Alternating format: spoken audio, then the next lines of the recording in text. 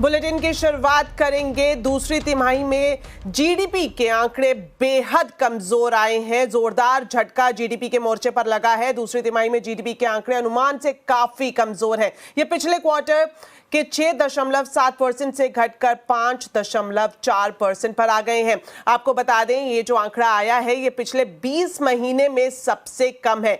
Mining जहां minus में है, वहीं मैन्युफैक्चरिंग इंडस्ट्रियल ग्रोथ भी काफी कमजोर है। तो जीडीपी के नंबर्स पर डिटेल से जानकारी अब लेते हैं हमारे वरिष्ठ सहयोगी लक्ष्मण रॉय से। तो लक्ष्मण जी, जो अनुमान लगाया जा रहा था उससे बेहद खराब नंबर सामने आए हैं। किस तरह से देखते हैं, क्या कुछ चैलेंजेस अब आने वाले वक्त में देखने को मिल सकते हैं और वजह क्या है?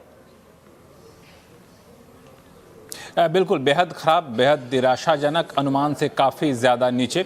हर पोल में अनुमान था कि 6.5% तक रहेगा गिरकर भी, लेकिन एक 6.5% तक नहीं रुका, ये घट करके 5.4% हो गया, जो कि कारोबारी साल 2023 के Q3 के बाद सबसे निचला स्तर है। और इसमें सबसे ज़्यादा योगदान जिन सेक्टर का रहा है उसमें से एक माइनिंग सेक्टर है, जहाँ पे ग्रोथ रेट जो है वो माइनस में चला गया है, -0.1% में आ गया है, जबकि पिछले साल इसी Q2 में 11.1% था, जबकि पिछले Q1 में ये 7.2% था। मैन्युफैक्चरिंग, जहाँ पे सबसे ज़्यादा रोजगार की बात की जाती है, जहाँ पे सबसे ज़्यादा फोकस रहता है, वहाँ भी अच्छी खासी एक बड़ी गिरावट देखने को मिली है। 2.2% वहाँ पे मैन्युफैक्चरिंग ग्रोथ पहुँच चुका है, जो कि पिछले कारोबारी साल में इसी Q2 में 14.3% था, यानी 14.3% से घट के 2.2%। पिछले क्वार्टर की बात करें तब भी वो 7% था, 7% से घट के 2% में पहुंच गया मैन्युफैक्चरिंग ग्रोथ। ये भी अपने आप में बड़ी चिंता की बात है। एग्रीकल्चर ग्रोथ, जहां पे ये कहा जा रहा था कि खासतौर से एग्रीकल्चर ग्रोथ में मुझे लगता है थोड़ा सा बेहतर रहा है, 3.4% रहा है, जो कि 1.7% के मुकाबले, और Q1 में ये 2% था, तो एग्रीकल्चर ग्रोथ में थोड़ा सा राहत देखने को मिला। लेकिन कैपेक्स ग्रोथ काफ़ी ज़्यादा यहाँ पे कम होता दिखा है। Q2 में कैपेक्स ग्रोथ 5.4% रहा है, जो कि Q1 में 7.55% था। एक्सपोर्ट ग्रोथ भी काफ़ी कम हुआ है। Q2 में ये 2.8% पर रहा, जबकि Q1 में 8.7% रहा। सीमेंट का प्रोडक्शन 10.3% से घट के 3% पर पहुंच गया वाई बेसिस पे। कच्चे तेल का उत्पादन भी काफ़ी ज़्यादा घटा है। तो ये सारे फैक्टर थे जिसकी वजह से जीडीपी के जो आंकड़े आए हैं वो बेहद कम आंकड़े आए हैं। हालांकि इस आंकड़े को कैसे देखा जाए, इससे आगे के लिए क्या क्यों लिया जाए, इस पर बातचीत करने के लिए हमारे साथ अदिति नायर, इकरा के चीफ इकोनॉमिस्ट जुड़े हुए हैं। अदिति, आपका स्वागत है CNBC आवाज़ में। सबसे पहला तो सवाल यही कि इतने कम जीडीपी के नंबर आएंगे, इस बात का अनुमान था किसी भी तरीके से आपको? देखिए, डेफिनेटली आज जो जीडीपी का आंकड़ा आया है वो हमारे अनुमान से काफी नीचे है। हमने 6.5% के आसपास का जीडीपी का ग्रोथ का आंकड़ा एक्सपेक्ट किया था। तो जो मिस आया है वो काफी सारे सेक्टर्स में हमें देखा कि जो इनिशियल ट्रेंड ने बताया है वो एक्सपेक्टेशन से नीचे है। सबसे ज्यादा मैं कहूँगी डिसअपॉइंटमेंट आई है मैन्युफैक्चरिंग, माइनिंग और सर्विसेज की ओर से, जबकि एग्रीकल्चर में हल्का सा हमारी एक्सपेक्टेशन के नीचे ग्रोथ का ट्रेंड आया है, और एक दो सेक्टर्स है जिसमें एक्चुअली एक्सपेक्टेशन से थोड़ा सा ऊपर भी आया है। जैसे कंस्ट्रक्शन, हमने 7.7% का अनुमान तो नहीं लगाया था। इतनी बारिश जो हुई थी इस क्वार्टर में, हमें लगा था कि कंस्ट्रक्शन में इतनी उछाल नहीं देखने को मिलेगी। तो हो सकता है कि जो रिवाइज डेटा अगले क्वार्टर के एंड पे आएगा उसमें थोड़ी सी सेक्टोरल रिबैलेंसिंग भी हो सकती है। इसमें एक चीज़, माइनिंग में जो बहुत बड़ी गिरावट आई है, मैन्युफैक्चरिंग में भी थोड़ी जो अच्छी खासी गिरावट आई है, तो माइनिंग में गिरावट के पीछे बारिश का बहुत ज़्यादा होना कई सारे इलाकों में, ये एक वजह मानी जाए। दूसरा सवाल इससे जुड़ा हुआ, क्या ये जो आप देख रहे हैं 5.4%, वो अब इसको बॉटम कह सकते हैं कि इससे ज़्यादा नीचे अब जाएंगे आने वाले क्वार्टर में, ये शायद इसकी संभावना नहीं रहेगी? देखिए, मेरा तो यही अनुमान है कि ये बॉटम है, और जो second half of the year है उसके लिए कुछ ऐसे ट्रेंड्स हैं जो हमको ऑलरेडी दिख रहे हैं, जो स्ट्रक्चरली या आप कह लीजिए स्टेटिस्टिकली ग्रोथ को ऊपर की तरफ पुश करेंगे H2 में। जैसे कि एग्रीकल्चरल आउटपुट और रूरल डिमांड हमें लगता है कि H2 में ज़्यादा सपोर्टिव रहेंगे H1 से। और साथ ही साथ अगर देखा जाए कि जो गवर्नमेंट के पास हेडरूम बचा है कैपिटल स्पेंडिंग करने का, वो काफी बड़ा है। हालांकि हमें लग रहा है कि इसकी कैपिटल स्पेंडिंग नहीं हो पाएगी, लेकिन फिर भी जो हम अनुमान लगा रहे हैं उसमें YOY टर्म्स में बहुत बड़ी उछाल है second half of the year में। तो हमें लगता है ये भी एक फैक्टर रहेगा जो H2 के ग्रोथ नंबर्स को सपोर्ट करेगा। एक सवाल और, जो सरकार का अनुमान था 6.5% से 7% का इकोनॉमिक सर्वे में अनुमान दिया गया था, RBI की तरफ से 7.2% का एस्टिमेट दिया गया था, अब वो किसी भी सूरत में पूरा होने की संभावना आपको दिख रही है क्या? सॉरी, एक बार फिर से बोलिए। जो एस्टिमेट दिया गया था इकोनॉमिक सर्वे में पूरे फाइनेंशियल ईयर के लिए जीडीपी ग्रोथ का 6.5% टू 7%, और रिजर्व बैंक ने 7.2% का एस्टिमेट दिया था, क्या अब उसे पाना संभव है? देखिए, हमारा करंट एस्टिमेट है कि जो जीडीपी ग्रोथ होगी पूरे साल की वो 6.5 से शायद 6.7% के आसपास तक हो पाएगी। उससे ऊपर हम एक्सपेक्ट नहीं कर रहे हैं। एक आखिरी सवाल कि अब इस लेवल पे जीडीपी ग्रोथ को पुश करने के लिए रिजर्व बैंक की तरफ से किसी पुश की अपेक्षा की जानी चाहिए या ज़रूरत महसूस हो रही है? देखिए, हमें ये लग रहा है कि जो अभी जिस तरह से हमें वो निकल के आया है इन्फ्लेशन का आंकड़ा, तो अनलाइकली है कि दिसंबर की पॉलिसी में हमें एक रेट कट मिलेगा। लेकिन अगर इन्फ्लेशन अगले 2 प्रिंट्स में नीचे की तरफ आ जाती है तो फरवरी की मॉनेटरी पॉलिसी कमेटी की मीटिंग में काफी अच्छा लाइक्लीहुड बन सकता है रेट कट का। चलिए, बहुत बहुत धन्यवाद हमारे साथ जुड़ने के लिए अदिति। तो दीपाली, आपने देख लिया कि जीडीपी ग्रोथ के नंबर सिर्फ हम ही लोगों को आंकड़े में कम नहीं दिख रहे हैं, जो इकोनॉमिस्ट है उन्हें भी आंकड़े में काफ़ी ज़्यादा निराशाजनक दिख रहा है और शायद ये बॉटम बनता दिखेगा। और अगर ऐसा ही हालत रहा तो शायद रिजर्व बैंक को फरवरी में कुछ कदम उठाना पड़े ग्रोथ की रफ्तार को देने के लिए। दीपाली जी, बहुत बहुत शुक्रिया लक्ष्मण जी और साथ ही अदिति नायर, आप दोनों का जीडीपी के नंबर पर विस्तार से विश्लेषण दर्शकों को बताने के लिए। चलिए बढ़ते हैं आगे और बात करते हैं बाजार की। दिसंबर सीरीज के पहले दिन बाजार में तेजी रही, सेंसेक्स निफ्टी बढ़त के साथ बंद हुए। सेंसेक्स की बात करें तो 759 पॉइंट चढ़कर 79,803 पर और निफ्टी 217 पॉइंट चढ़कर 24,131 पर बंद हुआ। सेंसेक्स के 30 में से 26 शेयर्स और निफ्टी के 50 में से 43 शेयर्स में तेजी रही। फार्मा, इंफ्रा, एनर्जी शेयर्स में खरीदारी देखने को मिली। वहीं ऑटो, मेटल इंडेक्स बढ़त पर बंद हुए तो रियलिटी, पीएसयू और बैंक शेयर्स में दबाव देखने को मिला। तो बाजार की नजर अब 1 दिसंबर को आने वाले ऑटो बिक्री के आंकड़ों पर है। कैसे हो सकते हैं नवंबर ऑटो बिक्री के आंकड़े, इस पर नोमुरा की एक रिपोर्ट भी आई है जिसकी डिटेल्स बता रहे हैं यतिन मोता।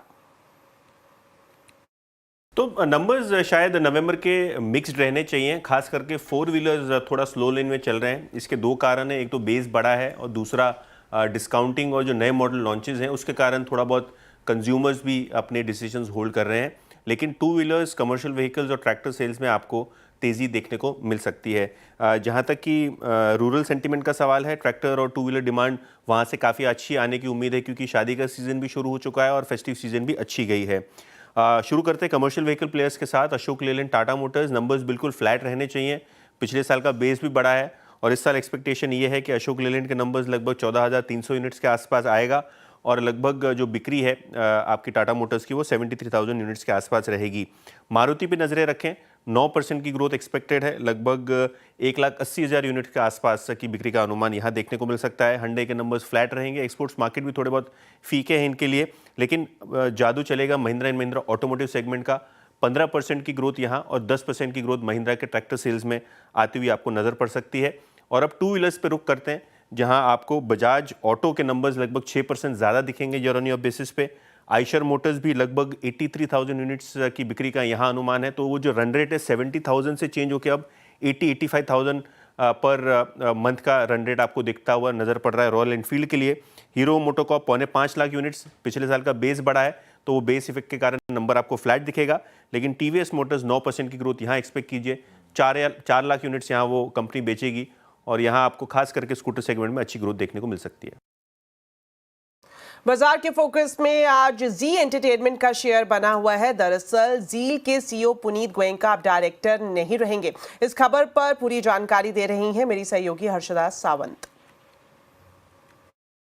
कल शाम को दरअसल जी एंटरटेनमेंट की एजीएम हुई और उसमें वोट इसी बात पर डाला जा रहा था कि पुनीत गोयनका को एक डायरेक्टर पद दिया जाए या नहीं। उसमें unfortunately for Puneet Goenka vote इनके खिलाफ गया है। और मैं आपको बता दूं करीब 50.4% शेयर होल्डर्स थे जिन्होंने इनकी कैंडिडेचर यानी कि इनकी दावेदारी डायरेक्टर के पद को लेकर खारिज कर दी और इनके खिलाफ 50.4% शेयर होल्डर्स ने वोट किया। इनके पक्ष में 49.5% शेयर होल्डर्स ने ऑफ कोर्स वोट किया। लेकिन बेसिकली बात यह है कि ये बोर्ड मेंबर नहीं रहेंगे और ये शायद कई सालों में पहली दफा होगा कि किसी भी दरअसल सुभाष चंद्रा का फैमिली मेंबर जी एंटरटेनमेंट या फिर जी की किसी भी बोर्ड पर नहीं है। एजीएम के बाद ये फैसला लिया गया है कि ये दरअसल कंपनी के सीईओ के तौर पर पदभार संभालते हुए दिखाई देंगे। कुछ महीने पहले ही या फिर कुछ हफ्ते पहले इन्होंने खुद कहा था कि मैं एमडी का पद छोड़ रहा हूं, सीईओ की भूमिका में रहूंगा। वो सीईओ की भूमिका दरअसल बनी रहेगी। पुनीत गोयनका इनफैक्ट 2 दशकों से यानी कि 20 सालों से जी एंटरटेनमेंट के डायरेक्टर थे, बोर्ड मेंबर रहे हैं और ये पहली दफा होगा कि इस परिवार से कोई भी दरअसल अब बोर्ड मेंबर नहीं है। चलिए अब खबर महाराष्ट्र से, जहां महायुति की सरकार को लेकर हर पल नई खबर सामने आ रही है। अब सूत्रों से जानकारी मिल रही है कि मुख्यमंत्री और उप मुख्यमंत्री नामों पर सहमति बन गई है। बीजेपी ने मुख्यमंत्री का नाम तय कर लिया है, लेकिन इसकी घोषणा बीजेपी विधायक दल की बैठक में नेता चुने जाने पर की जाएगी। सूत्रों से यह भी जानकारी मिल रही है कि विधायक दल की बैठक में इसके लिए केंद्र की तरफ से निरीक्षक भी आ सकते हैं। वहीं मुंबई में महायुति की एक बैठक होगी जिसमें मंत्री पद को लेकर बातचीत की जाएगी। जानकारी ये मिल रही है कि एकनाथ शिंदे उप मुख्यमंत्री के साथ गृह विभाग और अर्बन डेवलपमेंट विभाग चाहते हैं। उप मुख्यमंत्री तो तय है और अर्बन डेवलपमेंट मंत्रालय देने पर भी सहमति लगभग बन चुकी है। लेकिन अगर हम गृह विभाग की बात करें तो इसे बीजेपी अपने पास रखना चाहती है। इसके अलावा अजित पवार को उप मुख्यमंत्री पद के साथ साथ वित्त मंत्रालय और पुणे का पालक मंत्री पद भी चाहिए, जो मिलना लगभग तय हो चुका है। और जानकारी ये मिल रही है कि 2 दिसंबर को शपथ ग्रहण समारोह हो सकता है। आपको बता दें कल रात अमित शाह के घर पर हुई बैठक में एकनाथ शिंदे के साथ शंभू राज देसाई भी शामिल हुए थे। उनसे हमारे सहयोगी विवेक गुप्ता ने एक्सक्लूसिव बातचीत की है, जिसमें शंभू राज ने दावा किया है कि अगले 2 दिन में पिक्चर पूरी तरह से क्लियर हो जाएगी। सर, जो कल दिल्ली में अहम मीटिंग हुई अमित शाह जी के साथ, क्या मीटिंग हुई, निकाल क्या हुआ, क्या रिजल्ट क्या है? ये महायुति के जो महाराष्ट्र के नेता है उनको डिस्कशन करने के लिए, चर्चा करने के लिए हम लोग दिल्ली में गए थे और महायुति के जो ज्येष्ठ नेता है, सीनियर लीडर है माननीय अमित शाह साहब, उनके सामने सभी महायुति के घटक पक्षों ने अपनी अपनी बात रखी है और इसके ऊपर हमें ऐसा लगता है 1 या 2 दिन में महायुति के जो एनडीए के जो वरिष्ठ नेता है माननीय अमित शाह साहब या जेपी नड्डा साहब, उनकी तरफ से इसके ऊपर सॉल्यूशन जल्दी ही निकलेगा। सर, 1 हफ्ता होने को आया, क्या सीएम को लेकर डिसाइड हुआ कि कौन सी पार्टी का सीएम होगा? आप लोग की तरफ से कि फिर बीजेपी की तरफ से कौन चेहरा सामने आएगा? देखिए, अभी इतना दिन आप रुके हैं, 1 या 2 दिन की बात है, आज या कल की बात है, 2 दिन में इसके ऊपर फाइनल डिसीजन हो जाएगा। सर, पोर्टफोलियो को लेकर भी काफी ज्यादा रस्साकसी चल रही है। आप लोग बोले कि गृह मंत्रालय मिलना चाहिए, बीजेपी बोले कि गृह मंत्रालय हम नहीं देंगे, डिप्टी सीएम दे देंगे। इसको लेकर क्या सर खबरें हैं? नहीं, जो डिस्कशन हम लोग ने हमारे ज्येष्ठ नेता महायुति के माननीय अमित शाह साहब के साथ किया है और उनके तरफ से जब तक कोई फाइनल सॉल्यूशन इसके ऊपर नहीं आता है तब तक इसके आगे कोई बात करना हमें उचित नहीं लगता। ये प्रोटोकॉल के खिलाफ रहेगा। इसीलिए मैं कहता हूं 1 या 2 दिन आपको रुकना चाहिए। मुख्यमंत्री के नाम पर अभी तक सस्पेंस बरकरार है। इस बीच कांग्रेस नेता भाई जगताप ने विवादित बयान दिया है। उन्होंने महाराष्ट्र और देश के नेताओं को मुजरा करने वाला ठहरा दिया। भाई जगताप ने कहा कि दिल्ली में 2 सुल्तान बैठे हैं और उनके सामने देश के सभी नेता जाते हैं और मुजरा करते हैं। नेता जितने भी हैं देश भर के, ये कुछ भी नहीं है। इन्हें मुजरा करना पड़ता है उधर जाके दिल्ली में, और दिल्ली में दो सुल्तान बैठे हैं वही सब निर्णय लेते हैं। ये 2014 से हम देखते हैं, ये यहाँ बहुत बड़ी भाषण करते हैं, बहुत बड़ी दलीलें देते हैं, लेकिन ये सारे मुजरा करने वाले हैं वहाँ, ये मुजरा करके आए हैं। सुप्रीम कोर्ट ने संबल मस्जिद विवाद को लेकर स्थानीय सिविल जज की अदालत में चल रही सुनवाई पर रोक लगा दी है। मस्जिद कमेटी को सिविल जज के ऑर्डर के खिलाफ हाई कोर्ट जाने को भी कहा गया है। सुप्रीम कोर्ट ने कमिश्नर की रिपोर्ट को सील बंद लिफाफे में रखने का आदेश जारी किया है। तो इस खबर पर ज्यादा डिटेल्स के लिए अब सीधा जुड़ते हैं असीम मनचंदा से। तो असीम, जानना चाहेंगे कि इस पूरे मामले पर सुप्रीम कोर्ट ने क्या कुछ कहा है। 19 नवंबर को संभल की अदालत ने शाही जामा मस्जिद के सर्वे के निर्देश दिए थे और एडवोकेट कमिश्नर की नियुक्ति भी कर दी गई थी। एडवोकेट कमिश्नर ने अपने सर्वे की शुरुआत भी कर दी थी, लेकिन ये काम बहुत जल्दबाजी में हो रहा था, तो ऐसे में लोगों को उसके ऊपर शक हुआ, लोग वहां पर जमा होते गए और हिंसा फैल गई। इसको लेकर के जो जामा मस्जिद की कमेटी है उसने एक सुप्रीम कोर्ट में याचिका दायर की थी और अदालत की कार्रवाई के ऊपर रोक लगाने की मांग की थी।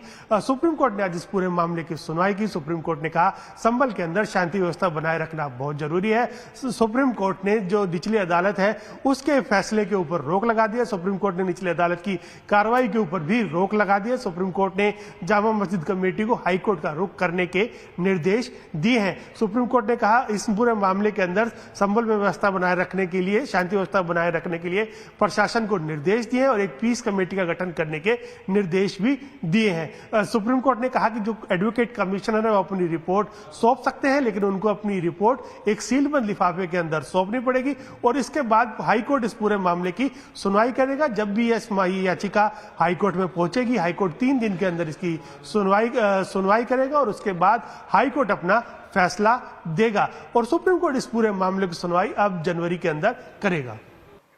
शुक्रिया असीम इस पूरी जानकारी के लिए। तो चलिए अब बात करते हैं संसद के शीतकालीन सत्र की। संसद के दोनों सदन आज एक बार फिर से हंगामे की भेंट चढ़ गए। विपक्षी दल ने अदानी और संभल हिंसा मामले पर चर्चा की मांग को लेकर लगातार चौथे दिन हंगामा किया। इसके कारण आज भी संसद के दोनों सदन की कार्यवाही को स्थगित करना पड़ा। अब 2 दिसंबर यानी सोमवार को फिर से सदन की कार्यवाही शुरू होगी। आपको बता दें संसद के शीतकालीन सत्र की शुरुआत 25 नवंबर को हुई थी और पिछले 4 दिन में सदन की कार्यवाही मात्र 40 मिनट ही चल पाई है।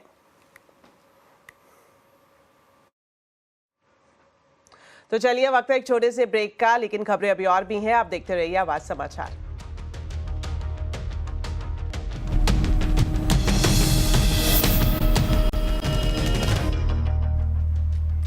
ब्रेक के बाद आपका स्वागत है और अब आपको बता दें कि ईपीएफओ सब्सक्राइबर्स के लिए अच्छी खबर है। जल्द ही आप एटीएम से अपने पीएफ का पैसा निकाल सकेंगे। सरकार प्रोविडेंट फंड से जुड़ी व्यवस्था में बड़े पैमाने पर बदलाव करने की तैयारी कर रही है। तो क्या कुछ बदलाव किए जाएंगे, जानने के लिए सीधा जुड़ते हैं वरिष्ठ सहयोगी लक्ष्मण रॉय से। तो लक्ष्मण जी, ईपीएफओ में अगले चरण का जो रिफॉर्म किया जा रहा है उसकी खासियत क्या होगी? देखिए, सबसे पहली बात बताऊं कि ये कमज़ोर नहीं, बहुत ज़्यादा कमज़ोर है, क्योंकि अलग अलग जो भी पोल किए गए, अलग अलग जो भी रेटिंग एजेंसी की तरफ से, जो भी इंस्टीट्यूशन की तरफ से जो अनुमान दिए गए थे वो 6.5% तक के दिए गए थे। लेकिन ये 6.5% नहीं, उससे काफ़ी ज़्यादा 5.4% तक आ गया है, जो कि पहले Q1 में 6.7% था, उससे घटकर 6.5% तक तो आता तो माना जाता। तो चलिए आपको बता दें एक और बड़ी खबर आ रही है। चैंपियंस ट्रॉफी के लिए टीम इंडिया के पाकिस्तान जाने की उम्मीद बेहद कम है। विदेश मंत्रालय ने आज एक प्रेस कॉन्फ्रेंस कर इस बात की जानकारी दी है। विदेश मंत्रालय के मुताबिक सुरक्षा कारणों को ध्यान में रखा जा रहा है। कई दिनों से भारतीय क्रिकेट टीम के पाकिस्तान न जाने पर सवालिया निशान लगा हुआ था। आज चैंपियंस ट्रॉफी के वेन्यू को लेकर आईसीसी की भी एक बैठक हुई, जिसमें वेन्यू में बदलाव पर कोई फैसला फिलहाल नहीं हो पाया है। आपको बता दें कि बीसीसीआई की मांग थी कि भारत के मैच न्यूट्रल वेन्यू पर कराए जाएं और भारतीय टीम अपने मैचों के लिए पाकिस्तान नहीं जाएगी। बीसीसीआई की तरफ से चैंपियंस ट्रॉफी को भारत में ही कराने का भी प्रस्ताव दिया गया था। On Indian cricket team participating in Pakistan, the BCCI has issued a statement. So I would refer you to the statement. They have said that there are security concerns there, and therefore it is unlikely the team will be there, going there. But please do refer to the statement issued by the Board of Cricket Control in India. Australia ने एक बड़ा कदम उठाते हुए 16 साल से कम उम्र के बच्चों के लिए सोशल मीडिया यूज पर पाबंदी लगा दी है। वहां की संसद ने social media minimum age bill को मंजूरी दे दी है, जिसे अगले साल से लागू किया जाएगा। इस नए कानून के मुताबिक अगर 16 साल से कम उम्र का कोई बच्चा फेसबुक, इंस्टाग्राम या फिर एक्स जैसी साइट्स पर अकाउंट बनाता है तो इसके लिए प्लेटफॉर्म को ही जिम्मेदार माना जाएगा। इतना ही नहीं, अगर कंपनियां नियमों का पालन नहीं करती है तो उन्हें करीब 5 करोड़ ऑस्ट्रेलियाई डॉलर तक का जुर्माना भरना पड़ सकता है। आपको बता दें कि ऑस्ट्रेलिया ऐसा करने वाला विश्व का पहला देश है। ब्रिटेन की संसद में बांग्लादेश में हिंदुओं पर हो रहे अत्याचार की गूंज सुनाई दी है। कंजर्वेटिव सांसद बॉब ब्लैकमैन ने संसद में बांग्लादेश में अल्पसंख्यक हिंदुओं के खिलाफ हो रही हिंसा का मुद्दा उठाया। उन्होंने कहा कि हिंदुओं के घरों और मंदिरों पर हमले हो रहे हैं, इस्कॉन पर प्रतिबंध लगाने की कोशिश की जा रही है और वहां की अंतरिम सरकार इस मुद्दे पर कुछ भी नहीं कर रही है। ऐसे में ब्रिटेन की जिम्मेदारी बनती है कि वह धार्मिक स्वतंत्रता की रक्षा करे। बांग्लादेश में हिंदुओं पर हो रहे क्रूरता पर बांग्लादेश पूर्व प्रधानमंत्री शेख हसीना ने मोहम्मद यूनुस सरकार की कड़ी निंदा की है। साथ ही इस्कॉन मंदिर के पुजारी चिन्मय कृष्णदास की गिरफ्तारी को अन्यायपूर्ण बताते हुए उन्हें तुरंत छोड़ने की मांग भी रखी है। आपको बता दें, इस बीच ममता बनर्जी ने भी इस मुद्दे पर दुख जताया। उन्होंने अंतर्राष्ट्रीय मामलों के मुद्दे पर सरकार का समर्थन करने की बात की है।